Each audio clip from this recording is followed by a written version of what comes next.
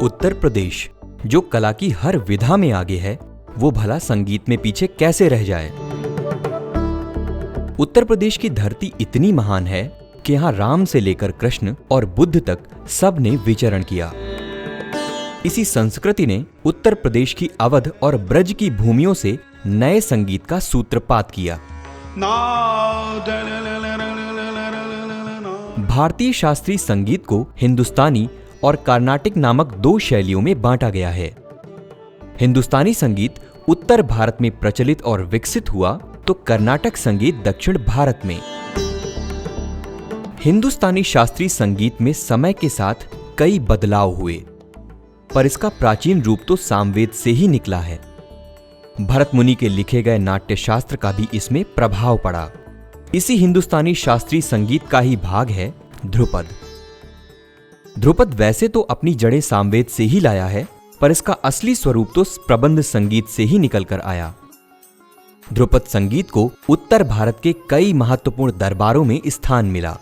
जैसे ग्वालियर के महाराजा ने ध्रुपद को अपने दरबार में एक विशेष स्थान दिया और इसे विकसित कराया। इस कार्य में स्वामी हरिदास का महत्वपूर्ण योगदान रहा, जो भक्ति काल के एक महत्वपूर्ण संत थे। उन्होंने तानसेन और बैजू बावरा को इसकी शिक्षा दी और फिर इन दोनों ने ध्रुपद को एक विशेष ख्याति दिलाई। तानसेन ने मुगल बादशाह अकबर के दरबार में आकर इस संगीत को और अधिक उभारा।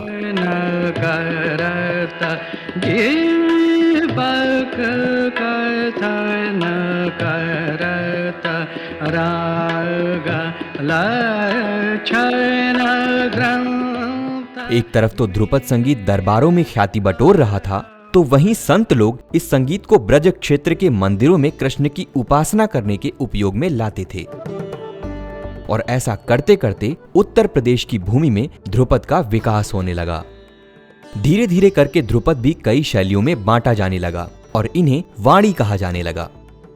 वाणी ठीक उसी तरह है जैसे ख्याल गायकी में घराने होते हैं।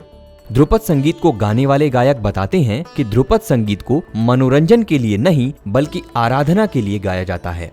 ध्रुपद संगीत प्राचीन गुरु शिष्य परंपरा का पालन करता है। पहले ध्रुपद संगीत को संस्कृत में गाया जाता था, पर 15वीं शताब्दी के आते जाते इसको ब्रज क्षेत्र में ब्रज भाषा में गाया जाने लगा।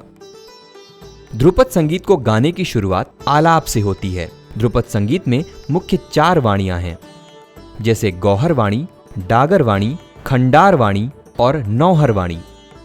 इन वाणियों के अनुरूप ही ध्रुपद में कई सारे घराने हुए।